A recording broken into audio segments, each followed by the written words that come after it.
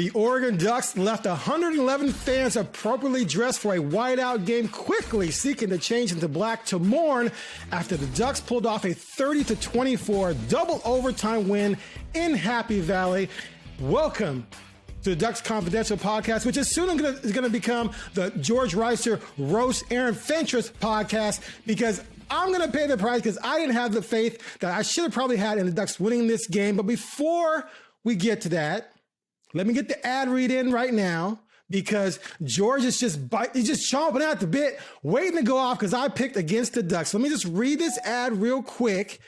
Today's episode of the George Roast Aaron Fentress Ducks Confidential Podcast is brought to you by Travel Lane County, which I'm going to call so I can take a trip to get the hell out of here, an organization that promotes travel and tourism in the Eugene, Cascades, and Coast region.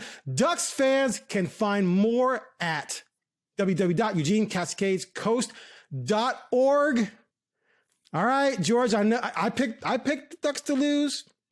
I know you're just, before we get to the topics, I'm just going to let you go, but I'm going to take some precautions here, put on my noise cancellation headphones, and you go right ahead. You can hear me. You got your earbuds in. You playing pretend right now. You can hear me. You might as well take them joints off, buddy, because that is not going to help you today. Go ahead. So the first question I have for you. So see, here's the thing is, I thought about this.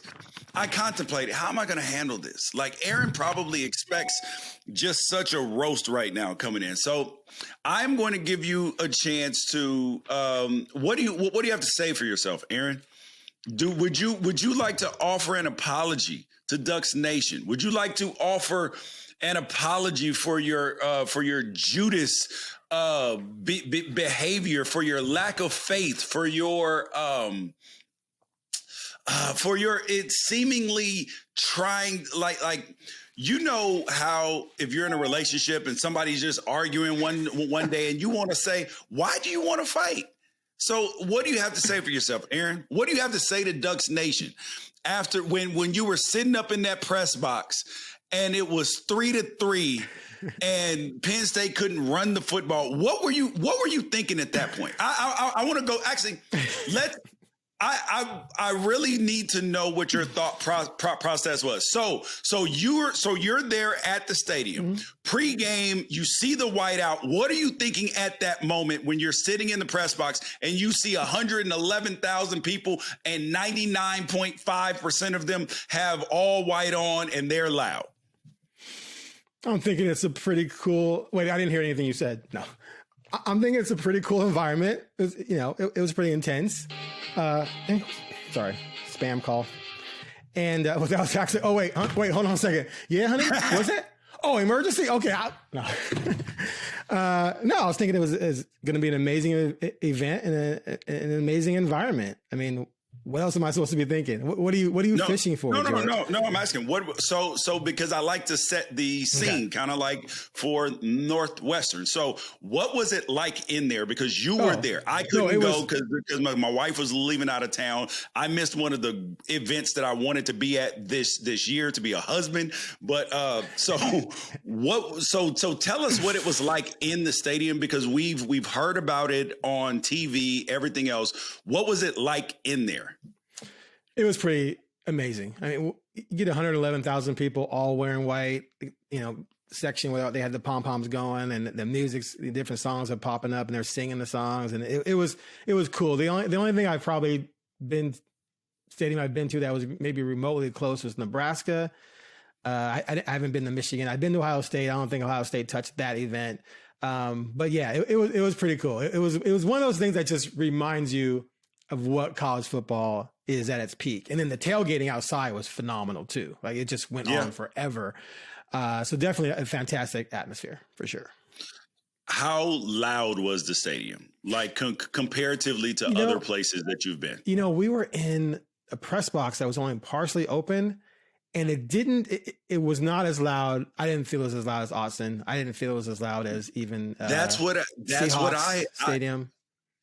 That's what I heard. I heard from players and coaches and staff that were, because I asked 5 people who were there. I was like, how loud was it? They were like, It was cool. The Ohio State game was way louder last year, and they were like, it was loud. The environment was dope. Yeah, but the noise that everybody was talking about wasn't as it wasn't really an issue. Like it was kind of presented that it was going to be on television. Yeah, I think just the whiteout aspect of it and how many people could be intimidating, but it didn't feel overly loud at all. Maybe it's just the way the stadium is built, the acoustic, because Austin's just the way it is. I mean, I covered a high school game 25 years ago in Austin, and all the fans are a state championship game, and all the fans were on one side, and someone scored, and there was a roar, and I could have sworn it came from behind me, and I looked behind me, and there was no one there.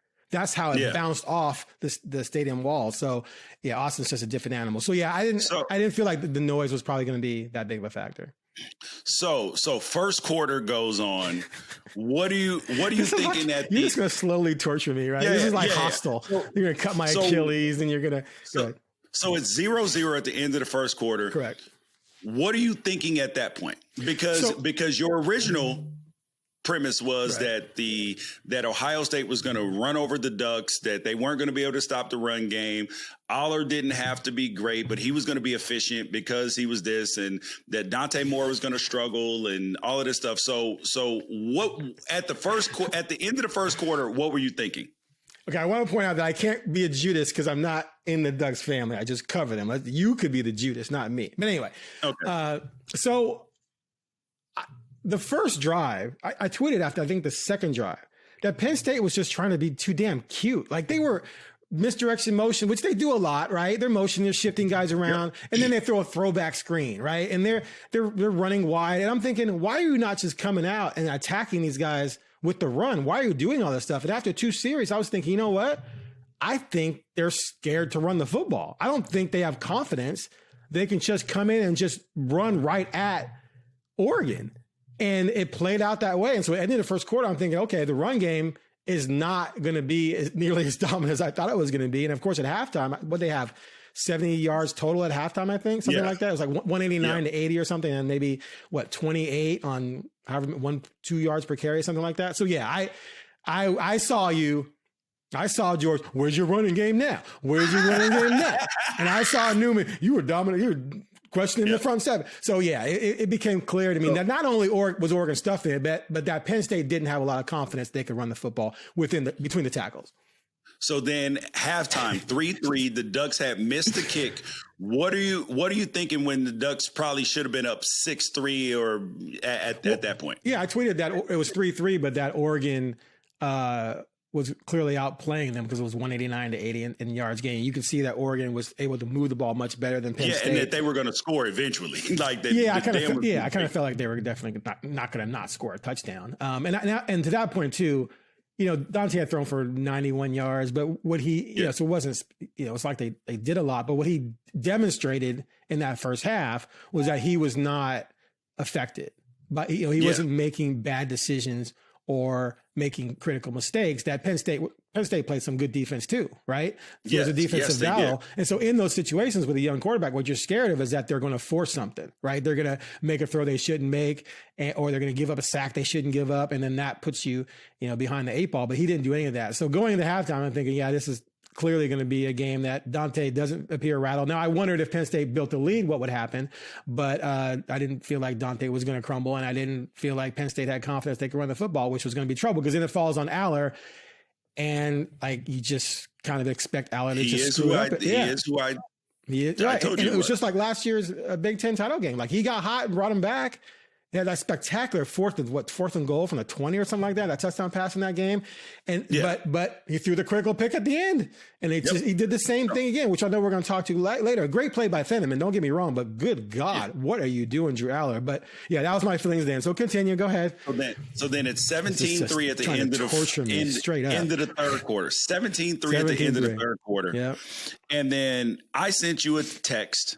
I said, don't doubt my Ducks manhandling these bees. And you said that you did not see it. I didn't see it later. Okay. So what were you thinking at the end of the third quarter when it was 17? Well, no.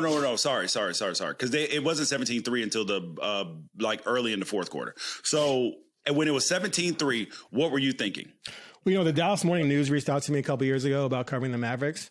And so I went and found that email, and I messaged the woman to see if they had any job openings in Dallas. And then I called my wife and I was like, yo, baby, we're moving to Dallas because there's no way I can come back to Oregon and deal with these knuckleheads after this. So, and I'm not 100% lying, but anyway, so no, I was, the drive, they came out in that next drive and they just were clicking. So clearly they made some adjustments. Dante was just grooving. Like he didn't light the world on fire, right? He threw 3 touchdowns, but one was, a shovel pass, but he played sometimes you have games like NFL games. Sometimes you have a game where it's a tight defensive battle. And so it's not about how many yards you throw for, how many touchdowns you throw for. It's about how smart you play the game. And Dante was it was just clear that, okay, this kid is not going to screw this up. I don't think. Right. And so they moved right down and scored. They got to stop like right away and then moved down and scored again. Cause I think they started 2 possessions in the third quarter because both teams ate clock. And so the next possession ended early fourth quarter with the Davison run, just 8 yards, 4th and 1 fourth down from 8 yards out. He just surprised. Beautiful blocking on that, by the way. Yeah. And so I'm kind of thinking it's kind of over. Yeah. So I was thinking at first, I was like, Dan's not going to take the points here and go up two scores. He was like, nah, fam, we going for it. And they ran it in. I was like, oh, wow. Yeah. And at that point in time, it was obvious who the best team was. I thought it was obvious who the better team was, who the more physical team was, even though that I had a lot of respect for Penn State for the way that they played. And then Penn State comes down and scores twice. And do you know what I thought at that point in time after they scored the first touchdown, and it was 10-3 because they went 5 plays, 75 yards, and it was like all of a sudden they learned how to play football again. Yeah. So, but I didn't even think that I thought that was more Oregon than it was Penn State. Of course. Because in that moment, I thought, oh my God, Aaron Fentress was actually right about something. Hold on. Here's what you were right about, but you were wrong about what the lesson was going to be, because you said that I believe that this can be a growing experience for the Ducks and all of this stuff, right? Mm-hmm. You were 100% right about that. It was a growing experience, but the growing experience was learning how to finish, because Dan at that point knew the game should have been over. The problem was the Ducks didn't know how to close because it is a young team, newer quarterback. You're playing a bunch of freshmen all over the place.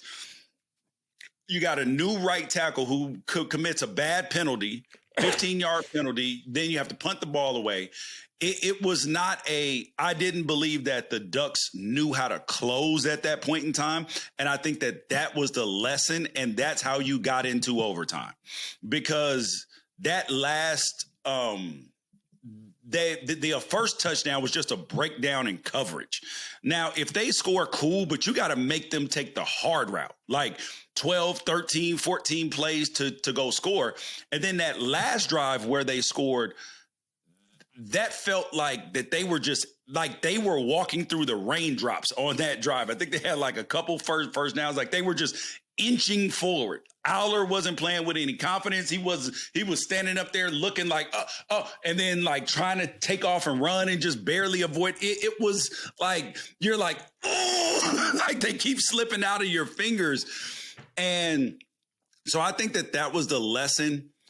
But the biggest overall thing, Aaron, and this is what I tried to tell you, is that I didn't think that people fully understood how good this kid Dante Moore is, and not just talent wise. And remember, the thing that we said that he had to prove was, and people didn't understand that, of course, he was emotional after the game, but I believe his emotion was not tied to just winning the game. I believe his emotion was tied to that he had the trouble at UCLA. He sat on the field in his last game, helmet off, when he got it knocked off, had the little stupid shiesty on and just sat there. He looked defeated. And for him to come back, sit on the bench, humble himself, learn to be a leader, fix himself, grow as a human, and he knows in his mind and his body who he is. But there's always a little bit of piece of ourselves that doubt that even if it's not in the forefront of your mind where you know who you are, but then when you prove who you are, that's an emotional moment when you're like, I know who I am, I know what's in me, and then you go actually do it. Yeah. Now his confidence is unshakable because now he knows that stuff is gone, that this is who he is. And so that's where I think that his emotion stemmed from, because he was crying after the game. I didn't believe that yes, it was about the game, but it was more about he proved to himself that he is who he believes he is. Yeah, I'm with you. Yeah, and I knew what this team was in terms of physicality. I looked at the Big Ten championship, and remember, I got a chance to talk to Dan Lanning, Tosh Lupoy, Will Stein, and Mullins this offseason, all on the Unafraid Show on YouTube. So you can go check those interviews out. And in private and on camera, asked them about the Big Ten championship.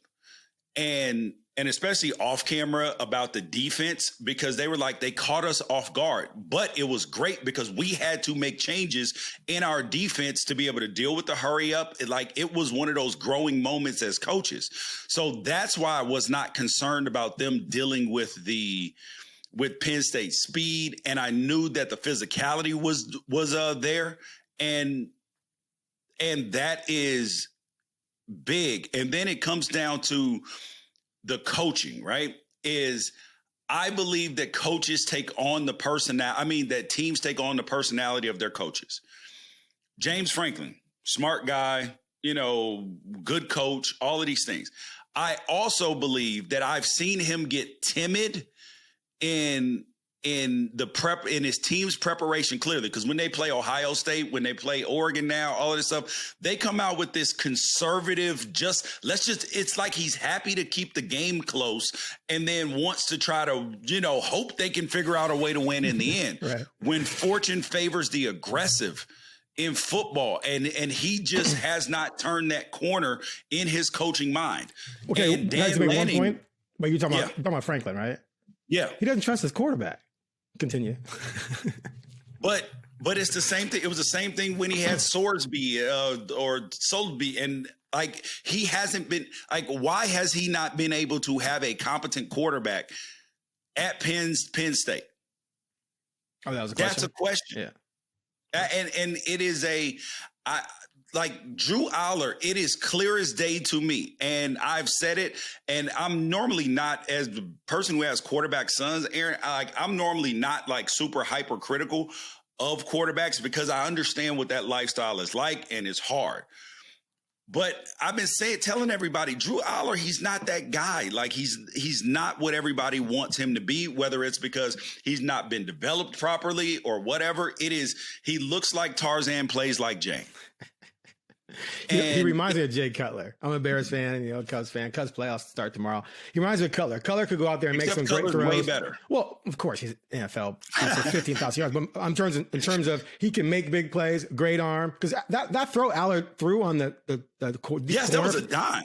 Gorgeous. That was an NFL caliber throw. Because if he underthrows that throw, it's a pick. Right. But then he does what he did with the Thinman thing, which is the kind of thing Cutler used to do. So I think that's why Franklin doesn't trust him to just let him air it out, because you just don't know what he's going to do. The interception against Notre Dame last year, when he says he was trying to throw it at someone's feet, and he basically threw it to Notre Dame in the playoffs in that game. So yeah, he is what he is. You called that. I believe he's going to come in this year and maybe be more sure, a year later, and he hasn't demonstrated that at all. So I got that part wrong. Yeah. All right.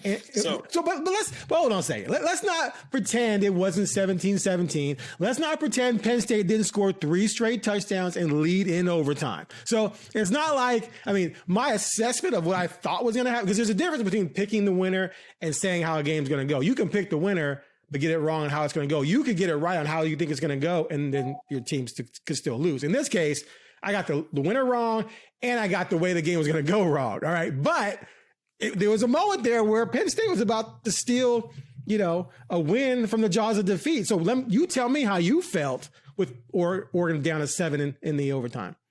Oh, when we were down cool? 7 and no. Okay. I was like, when they were going in to score to go tie the game, I was like, I know we are not about to just let a game that we dominated. I mean, truly, I felt like Oregon dominated the football game. Three quarters. And then you're like, oh my God, we don't know how to close. We don't know how to close. And it was one of those, I was like, man, we can't let this game just get stolen from us. Jesus Christ. Did you see me? Did you see me over your head going, ha? Yes, I did. I was like, oh my God, Aaron is like, yes, please. Okay, let me clarify. I do not root against them.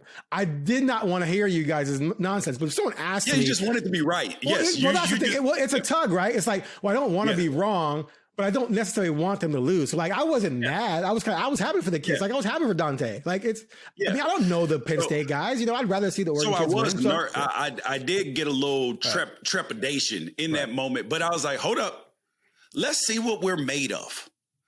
And when we went out and and it was 4th down, actually first on that 3rd down throw, I think it was third and 8, he threw it to Lamar, and it was a potential targeting. Mm-hmm. They don't call targeting, which is. I hate the targeting rules just in general. It's not consistent. How is that not targeting? I saw someone on Twitter today saying that per the rules that wasn't targeting. What am I missing? It's a moving target every single week. They're like, well, he established himself as a runner, so he's no longer a defensive player. Didn't lead with the crown. It's a BS. Yeah. They need to go with targeting 1 and targeting 2, 15-yard penalty, and then for an egregious penalty, you kick them out of the game. Right. So you're kicking less kids out of the game and all of this stuff. But anyways, then it's 4th and 1. And I'm like, yo, we got to get this first down. But we were so close to the end zone. I said, if we get the first down, we're going to score, So then we get the first down, score, and then we get the ball back. And I said, oh, I feel good. We're going to win now. But after we got past the first overtime, I was like, oh, we're going to stop them. I was very confident at that point in time. And then when we scored on the first play, I was like, oh, we're being aggressive again. And we scored on the first play because I knew that was then going to put more pressure on Penn State. And I was like, if we can just stuff them on first down to like force them to have to pass the ball, we're going to win. And Drew Aller, and they felt that pressure to answer quick. And Drew Aller was like, oh, I got it. And blinders. Absolute blinders. I mean, that ball could have been picked by 2 different people. If Thieneman didn't pick it, the 21 to safety might have been able to get over in front too. Flowers. And the ball, like it would have been a hard catch because the guy even got hit anyway. Right. It would have been either a pick, it was a terrible throw. Like it was telegraphed. And this is the thing that I told people about Penn State's offense and Drew Aller. Because even on that touchdown pass that he threw, that was a one read. Like it is a one guy read. If he doesn't like it, if he doesn't like his first read, he goes down and then he's like, ooh, check down. And then the check down's not there. Then he's like, oh, I guess I got to run. Let me find somewhere. But it doesn't feel intentional. It doesn't feel in control. Right. You know what I mean? Like it doesn't feel. He's never in rhythm. He's never in rhythm. Yes, it feels like a panic run as opposed to like, oh, let's pull it down. Like I know what I'm doing. Like it feels like he's in constant chaos. Right. His processing is slow. He almost plays like he's playing in the park with his friends. We just kind of drop back and just kind of look for your friend to break open because he's running a triple post corner comeback wheel, right? And then he takes off. Okay, I want to go back to this play because first of all, Thieneman was all over it, right? I mean, because he was playing in the middle. It looked like they were playing man on the right, zone on the left. He was in the middle, almost like a rover, and then right away he sprints over there. Well, there was only one receiver to his right. And there was a corner on him, and there's still a safety behind him. There's no safety on this side, right? So he had no reason necessarily to worry about that side of the field. And Penn State, when they motioned the guy over, now they had 4 receivers on the short side of the field. They were on the right hash mark. And because they run everything is trying to be tricky. Right, everything's trying to be tricky. But who are you fooling with that? And with 4 receivers going to the same spot, like 2 backs went out went out into the like swings. Like they were right next to each other. And then you had the wheel, and the guy ran the wheel kind of slow. I think he knew he was covered. And then he looks back and speeds up a little bit. And Allard just, and wasn't even like, if he'd have lofted it, then maybe you have a chance for him, tight end, to go up and catch it, and he gets blasted by the safety, right? But he didn't see Thieneman at all. He just threw it right to him. And he threw it, so like he was just kind of, oh, damn. Like, so I give Thieneman credit because he did a good job. And actually, I went back and watched a couple of Penn State games, real quick, and found that play that he had recognized that when that guy's in that slot, they run wheel a lot. But they've run it out of different formations and different complementary routes, but they did run it. But when they ran it, like they ran it one time, I think against Villanova, the wheel everything was to the wide side. So had that been to the wide side, then the tight end's getting wider, and Thieneman, he may still get over there, but you have more width to throw it out away towards the sideline. And you have those swings who are able to widen further. But because you're right near the sideline, no one had anywhere to go on their width. They were trying to protect him. It just tight. And so it was just a bizarre play call all the way around. But Thieneman was just, it's funny to watch on film because he's just like, oh, I know. Wait, he's throwing I know where this is going. I know where this is going. So bizarre. That was I started making, after the game, I started making a list of the top 10 Oregon victories that I have of all time, right? Okay. And when I say all time, I mean from like in the 90s on, because of course there were some big wins prior, but they didn't have any like relevance. You know what I mean? Yeah. So then I started thinking, so I made a list and I was like, dude, obviously the 94 pick has to be on there against UW because that was a seminal moment. I made a list too, but go ahead. We'll go through it. I agree. Okay. Yep. Okay. Are you talking regular season or bowl? Are you counting bowl games or just regular season? Yeah, I'm counting everything. I made regular season, but we can add bowls. Okay, go ahead. Okay. I have on there. Hold up. Where'd it go? Where the hell's my list at? God dang it. Okay, so just off the top of my head, it was the Florida State Rose Bowl was huge. That's the greatest one of all time, period. Yeah. That's got to be up there. I think this Penn State game is up there. The 19 game. Oh wait, no, sorry. The 21 game at Ohio State was big. What else was on there? Oh, damn it. I forgot a couple. I'll go through my list and then you can just agree with me. Okay. All right. So 94 Washington, clearly. I have 2000 Texas Holiday Bowl. Yes, I had that on there too. Right. I played in that game. That was a big. Oh, you were in that game? Okay, never mind. Let me delete that one. No, I'm kidding.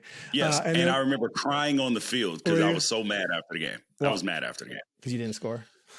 No, I didn't. Because I finished that season, I did not catch a single pass. I played at least 20 plays every single game. Joey threw me a ball in Wisconsin that first game, threw a terrible pass. I got flipped over, landed on my head, ball pops out, didn't throw past me the rest of the season. I was so upset. I was like, yo, everybody's so happy we won this game. I'm on the field crying because I'm like, bro, nobody would even look in the stat sheet and know that I even played. Aww. That's probably why you thought I was a JUCO transfer, because I didn't have no stats that season. Probably. And so, and I was like, I'm never letting this happen again. And that was actually one of the best moments of my whole life. Like that moment, finishing that season, crying on the field. So that's why I remember that one so vividly. So next year, 2001 Fiesta of Colorado, obviously.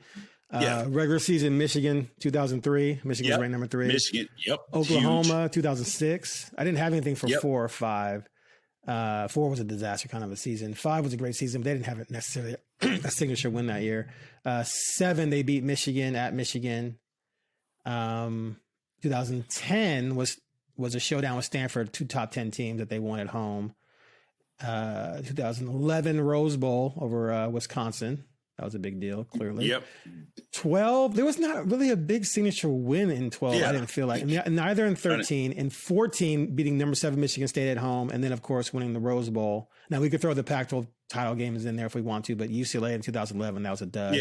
Arizona was a good revenge game, but I don't consider that a great win. 2015, they won at Stanford. No, Stanford was ranked number 7, so that was a big win. But that doesn't. It didn't lead to anything great, but still, you go on the road to be the top 10 team. That's They beat Washington, was ranked number 8 and 18, but again, they followed up losing two straight, including at Washington State, but still you beat a top 10 team. 2021 Ohio State, 2024 Ohio State at home. I didn't have anything for 22-23. I couldn't come up with anything that was really monumental. And then of course this one beating a top 5 team on the road at Penn State. So that was my list. Yeah, that's basically all the same games that I had on the list too. I just didn't put the Stanford games on there because, yes, they were big, but it was a conference foe. This was a conference foe. See, I almost thought that too, but this is now a conference foe. I did have I think it was either 99 or 2000 USC in Austin. Okay, let me add the Big Ten title game last year, and then you said 99 or 2000 USC. Yes. When Nate Villegas kicked the game winner, and then Joey jumped on him and tore his ACL. He tore the kicker's ACL? Yes, he did. Did he sue? No. So yeah, it was either 99 or 2000. I think it was 99 because I'm pretty sure I didn't play in that game. So that was a year I read. Trojans fall to Ducks in 3 overtime thriller? Yes. It was 33-30. What was USC ranked? They were 2-1 at the time. I don't remember. I don't remember that they were ranked high though. I believe, and it was just such number a big 16. Deal to beat USC at that point. Yeah, at that point in time, beating USC was like, oh. Now beating USC is like, I mean, we're supposed to. Yeah, you're like, we're supposed to. You don't storm the field after you beat USC. Okay, that's crazy. Is there anything else you want to say about this one? Are you done trashing me? Man, it honestly, the whole buildup of the week, it was crazy. I actually got a little bit emotional about it because it mattered to me because where the program is now, right? I was a part of, I got there the year the jerseys changed, and 98, I feel, 94 with that pick game was kind of the start of that's how we got to the uniforms changing. There was a meeting with Phil Knight and some other people that he was like, how can we turn this team into a winner? And so there was a plan made. And then that plan started being implemented in 98. And then 99, the uniforms changed. And when you think about just the recruiting, the brand, the elevation of it, when we were in 2001, when we should have been in the national championship game playing against Miami, but we played in that Fiesta game, which was a huge win. We were not even though we had a lot of guys on that team that went to the NFL, Miami was a more talented football team. You know what I mean? Oh, of course. That team had 17 first-round picks on it. Yeah. And then in 2010, when we went to the national championship, we had a bunch of good players, but Auburn was the more talented team. Right. Then in 15, we had, a lot of first-round picks. Marcus, DeForest, Armstead. Could have been. But we were not nearly as deep as Ohio State, right? Quick stat on that. So Ohio State had more players on their roster taken in the first 3 rounds the following draft after that game than the Ducks had taken in the first 3 rounds the next few years. That's the difference in the talent base. Yeah. So you were always that was our badge of honor that we punch above our weight class, right? But now when you look at the level of the program, we are the weight class now. If that you would be hard pressed to find a roster in college football, maybe 1 or 2 at the most, that have more talent than Oregon has. And those you're oh, it's a fair fight. It's comparable. You're not you're not even you're not looking at any team and saying, oh my God, they got more dudes than us. You're just okay, now this is about coaching, preparation, execution. And you feel when you go into fights now, that you're the bully now. And that's actually pretty cool. And I don't want fans to lose that same humble energy that like, and get jaded to the fact of that being able to enjoy wins. Like if we beat Indiana in 2 weeks, like enjoy that win. Don't just, oh, we were supposed to beat Indiana. No, enjoy it like it was the Penn State game. Okay, so let me do what I do and try and bring things down just a little bit. They didn't win 38-10, right? They were losing in overtime. They very easily could have lost this game, right? So a rematch, who knows what could happen, right? And they got they have some tough games ahead coming up. Let me run through that real quick. Let me go back to my rundown. Okay. Here's what I will say while you're coming back to that. If Oregon and Penn State play again, I believe that we win by 10 or more points. Damn. Because I do believe that we can close now. I believe that this was a growing moment for this team. I mean, like, and that was on the road. Like, imagine if Drew Aller plays like that at home. Imagine if that game is in Autzen Stadium. I know, but okay. I know, but I don't like. There's nothing about this Penn State team offensively that scares me, because we can line up. And when I watched the film, I went back and watched the all 22, Aaron, there were 5 or 6 plays that I saw for sure that were everybody is blocked up except for one Penn State guy makes you bubble it a little bit wider. And granted, because they are a good team, this sort of thing happens. Like there was 5 or 6 plays where the running backs on running plays would have hit their head on the goalpost. Had one player not, penetrated just a tad bit too far. Don't clip that. That it would have been huge plays. So I believe that there were so many plays left out on the field that there's more points to be scored in regulation. So I believe the other team adjusts too. The other team's going to make adjustments too. You're saying they can't though. I believe that Penn State, with the way that they run their offense, it's not that they don't, because Aller, they can't change Aller. He is who he is. If he were a better passer, yes, of course, but that's not who he is. Like was Kerry Collins ain't walking through that door. So if Kerry Collins was back there, sure, right? It'd be a hell of a fight, but that's not the case. I'm saying with this guy at quarterback, I do not feel like they can beat us. Okay, so let's go through a couple of these big ones we talked about, some of these big regular season wins and what happened next. 2003, Michigan, they fell apart after that. 2006, Oklahoma, they fell apart after that. 2007, Michigan, Dennis got hurt. That doesn't really count. 2021, Ohio State, things fell apart late that season. Well, they lost to Stanford, then they got blown out by Utah twice. Last year, beat Ohio State, big win, rematch, blown out. So, it's not like it's a guarantee that when you win this type of game that this means you are going to do X, Y, Z.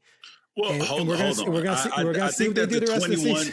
I think that the 21 season is an aberration because Mario Cristobal was walking out the door and we got manhandled by Utah twice as he was packing his house up. And then and trying to tell everybody he wasn't. And then he went to go. Now here's the coldest part. He went to go visit his mom who was sick, right? In Miami. But that was a secondary reason for him going to Miami. Mm-hmm. He was getting everything finished, getting buttoned up. I know. While he was out there. Who told you he was leaving? You. But okay. But I was, yeah. And so, see, but I also, as a whole nother aside, I just it didn't look like at that point in time, like prior to that season, especially that Miami was even going to be open. So that's why I wasn't worried about him leaving, because I know how those Miami guys are because my former tight end coach. who played on the team with Cristobal. Even after it became open, you were in denial until it happened. We had don't make me pull out the receipts. Don't make me pull. I keep my text messages. I can go back. Back. Please do, because I would like to know what I said at that point. You thought I was crazy until the moment he left. Everyone thought I was crazy. I was on an island. I was Jon Snow and Jeff. You can go find Jon Snow sitting there with all the horses coming at him. That was me on that whole thing. Yeah. So anyways, so I think that the 21 season is different. And also I believe that, so all of those previous years, those were huge wins, but like I said, the roster and the mentality now is different because after Oregon beat Ohio State last year, they didn't fall apart. They went on to win 8 more games in a row. They didn't fall apart. Yeah. But the rematch went south. That's all I'm saying. Yes, and I believe that is for multiple factors. Like I do believe that Ohio State, obviously, they were the best. They were the most talented team in the nation last year, and I believe that the 25-26 day layoff hurt, and like all 4 teams that had buys in the college football playoff lost. And I believe that they had to figure out that they're going to have to figure out how to practice when you have a bye, because there should not be buys first and foremost. But you have to figure out how to get your team ready after a layoff, because it's actually a huge disadvantage. Anything over 2 weeks is now a disadvantage. Yeah. Unless you had like a quarterback hurt or something and you need some time for him to come back. But yeah, so I look at this as a totally different thing. And I believe that Dan is going to have this team that they've played in a lot of big games. They've been embarrassed like they were last year. And I think that there is a certain humility that comes with that, and that they understand this was a huge win. They learned lessons from it. So I'm not worried about them coming out flat against Indiana or anything. Like if Indiana wins that game, it'll be because they played better. It won't be because Oregon came out, like reading their press clippings. Like, this ain't a rat poison game. Indiana looks too good to be a rat poison game. So the remaining schedule, 25-9, I think, because a lot of teams lost this past weekend. So here's what I think. Had they blown them out, I might have a different feeling. But they won a very close game. They played better than Penn State. There's just no doubt about that. But I feel like you look around the conference, you look at some of the games that have been played already. Like this is a pretty deep conference, as we all knew. And some teams that you wondered about are looking pretty damn good, and they're going to play a lot of them. Indiana is going to be kind of scary. I'm not really worried about Rutgers, although they're not horrible. Wisconsin, I'm not worried about them. Iowa, I think, is going to be a challenge. I think USC is going to be a challenge. I think at UW is going to be a challenge. So maybe 4 of the next 7, I think, are going to be challenging. And I think those are going to be games that are going to come down to the fourth quarter. They might win them by 14 or 17, pulling away in the fourth quarter. But I think there's going to be some definite moments coming up where it's like, oh my God, they can lose these games. So I'm interested to see if they can actually exact some dominance on a good team. That's the next step. I'm less concerned about the Iowa game. I'm increasingly less concerned about the Iowa game. They muddy things up, man. Yeah, but they cannot throw the football. That's true. They cannot. And if you can't throw the football, you can't beat Oregon. I mean, that's just. I'm with you on that. And they got too many athletes. Too many. Like it's just. But to me, that's like Wisconsin last year. That's like Cal in 2010. That's like at Washington State when Oregon almost lost in 2014. That's like that matchup where it could just be tough. See, I actually think that the Rutgers game is going to be a harder stretch than the Iowa game. Okay. And I think Minnesota could be tough.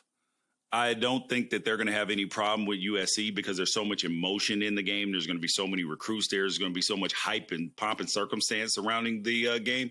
And also USC, they might have quit by then already. Okay. All right. Go ahead. Yeah, their fans are down right now. I told you that they were going to lose to Illinois. And now this week they got to play Michigan, which is going to, if they thought that Illinois was physical, Michigan might run the ball 60 times. Okay. And USC's D-line is thin. Bro, they are going to have major problems this week. major problems this week with Michigan. I'm letting you know that right now. I hear you. All right, before we sign off, let's give just a really quick sneak peek ahead. Your instant threat level and prediction. Mine is 3.5. I do think that Oregon's going to win this game. I'm going to flip my final prediction on the Penn State Oregon game where I had Penn State 33, Oregon 23. And now I'm going to go Oregon 33, Indiana 23. Oh, okay. Oregon 23, Indy. Oh, Oregon wait, 33. What? I'm flipping my prediction from the Penn State game where I had Penn State 33, Oregon 23. Oh, now, I thought you said Indiana 33, Oregon 23. I was like, damn. Well, if I said that, I didn't mean to. I meant Oregon 33, Indiana 23. Yeah. Yeah. I believe that I'm putting this week's threat level at a 0. Whoa. You gave Northwestern a 1. I said this week's. I know, but you gave Northwestern a 1. How are you going to give this a 0? Because this week we play. They don't play us. You got me. Hey, you said we. You said we. Hey, there you go, Aaron. Hey, first of all, I want to tell you. So we're recording this podcast, and how happy are you today? You should be elated and excited today because the Cubs are in the playoffs starting tomorrow, and the Bears won. Well, that too. Why? Because, bro, you get to talk about the Ducks instead of having to cover the sorry Trailblazers right now. You could be at Trailblazers. You could be at Trailblazers Media Day right now, suffering, trying to find. Like I wouldn't rather be there than having you come at me for 45 minutes now. But go ahead. Continue. Trying to racking your brain, trying to find bright spots. Oh my God. Dame's back at Media Day. It feels so right. He's not going to play. And you could be living through that hell and just trying to figure out bright spots and clever takes about this terrible basketball team for 41 games at home and some games on the road, but instead you get to cover a winner. You get to cover. You don't have to live a poverty sports writer life this year. And you are also lucky. You got lucky as hell, Aaron, that my Dodgers didn't face your Cubs early in the playoffs, because then you would be a double loser. Wait, you just said I'm a winner. No. A winner for that. A loser for picking against the Ducks. Gotcha. Okay. Well, listen, like I said, just because I pick objectively, that doesn't mean I want these guys to lose. I've done one-on-ones with some of them. I like them, like Jalen Lamar, Mixon, cool kids, Poncho. I don't want these kids to lose, but I'm being objective. I picked them to lose. I picked them to lose against Ohio State last year at home. They won. I picked them to lose at Washington the year before. On the road, they lost, but I picked them to win the conference championship game. I just make my picks. It is what it is. I'm happy for them that they won. And look, if you ask me, Aaron, what would you rather see? The Ducks go 9-3 and play in the Alamo Bowl, or the Ducks go 11-1 and play in the playoffs? I would love to cover the playoffs. That would be a lot of fun. So of course I'd rather them win. Same thing with Blazers fan. Blazers fans, sometimes you hate the, but I don't hate the Blazers. I've covered Super Bowls. I've covered, big bowl games and national championship games. I've never covered the NBA finals. I would love to cover the NBA finals. Okay, I have a question. If we go to the national championship game this year, do you want us to win or lose? Oh, why would I? Of course I want them to win. I want them to win against Florida State. I want them to win against Auburn. I picked Auburn. Against Ohio State. I picked Auburn, but I picked Oregon to beat Ohio State. If that happens, run me my money. That's all I know. Oh, do you want to reveal the bet? You feeling good about it? Okay. So no. Hold on. I just want to say, I am not saying that Oregon is going to win the national championship. I didn't pick them to win the national championship coming into this season. I predicted that they would be a playoff team. I said the floor was 10-2. I now believe the floor is 11-1. And the floor. Wow. Okay. Yeah, I think the floor is 11-1, and that this is a very good football team. They are becoming better, and we will see. You got to see what happens when you get into the tournament. But But I have one question for you before we get up out of here, Aaron. This is the question that should be clipped for social media. Aaron Fentress, is Oregon's championship window open this season? It's too early, bro. Too early. I can't open the window yet. Because I have a lot of issues with Penn State right now. Now, I didn't open the window when they beat Ohio State at home, which I thought was the better team. And the whole season I said that, I think Ohio State wins that matchup. I'm kind of down on Penn State, so I'm not sure if this necessarily opens the window. Remember, my window is smaller than your window. My window is not simply making the playoffs. My window is going into the playoffs as one of the 2 or 3 clear favorites. That's the window to me. Just getting the playoffs doesn't mean you're in the window. Well, so I still need to see more. Like 8 teams who make the playoff who have a legitimate chance to win it. Yeah, some have a puncher's chance. But like last year, do you remember ESPN's like probability? Even when the Ducks were ranked number 1 and had beaten Penn State, like their probability was still like 17%.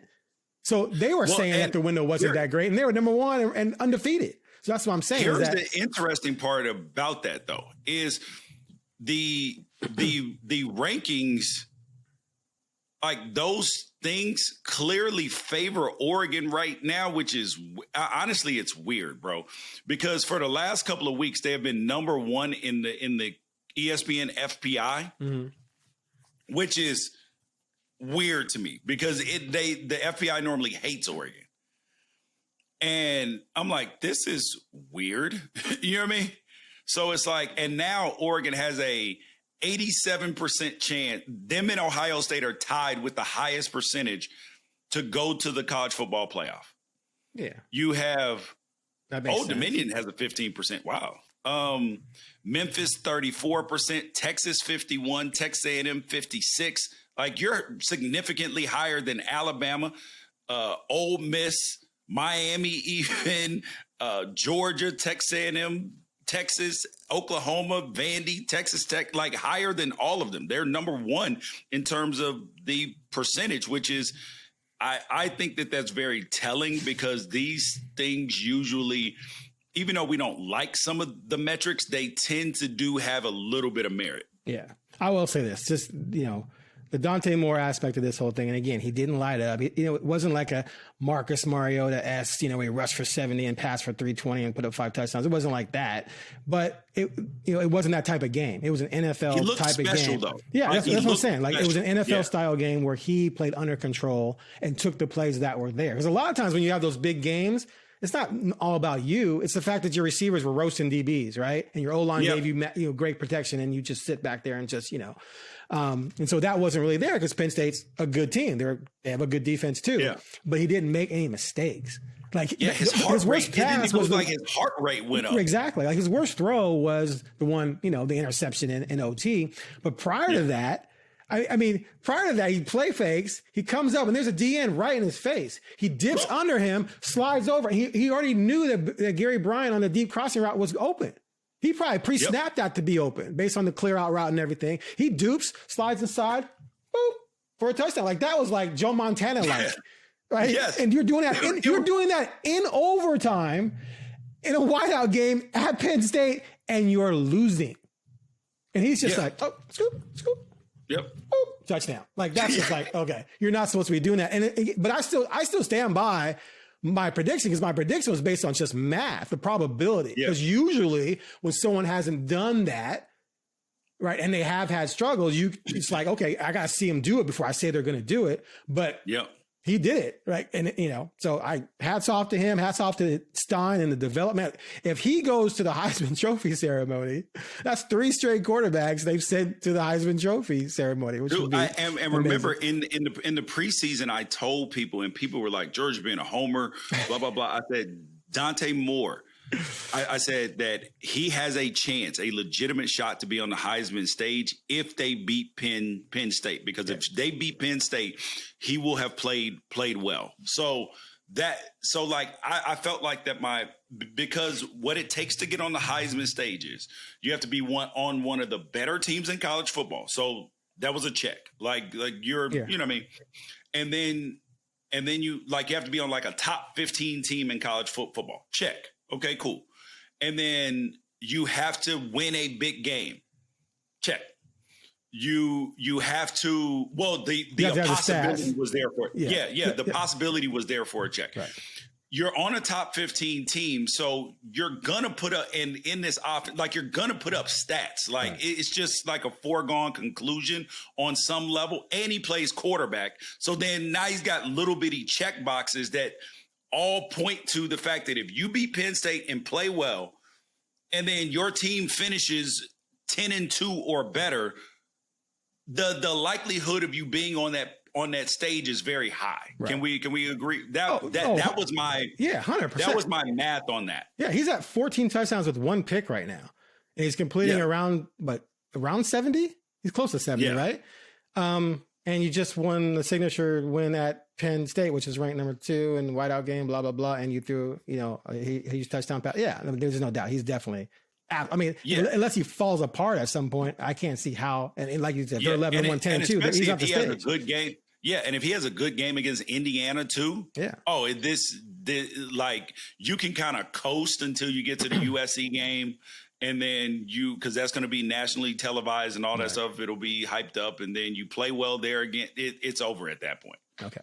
All right, we went hella long, but it was good stuff. I'm glad you got all that out. I know you were just chomping at the bit all weekend.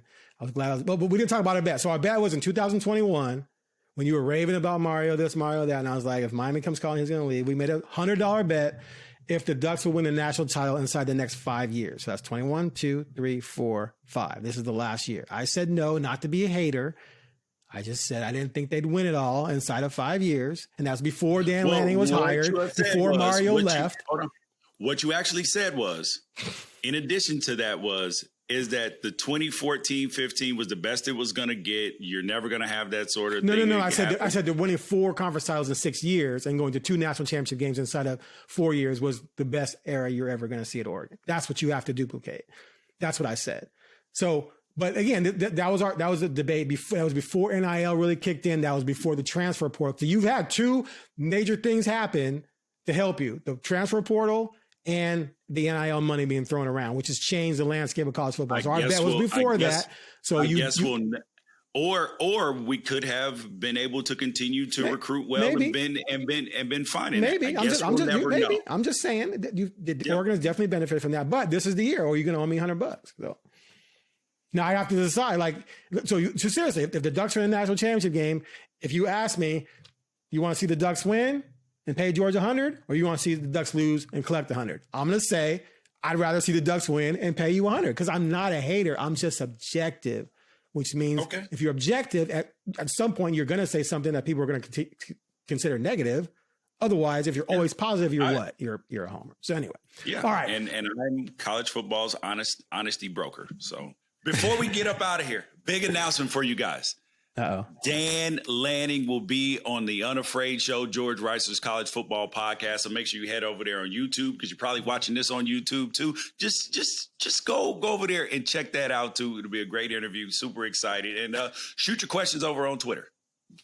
All right, good get. Today's episode of the Ducks Confidential podcast was brought to you by Travel Lane County, an organization that promotes travel and tourism in the Eugene, Cascades, and Coast region. Ducks fans can find out more at www.eugenecascadescoast.org. All right, George, good stuff. You actually went easy on me. I appreciate it. Hey man, I just wanted to know how I needed to experience it through your mind because through my brain. All right, cool. All right, we'll catch up soon. Preview Indiana.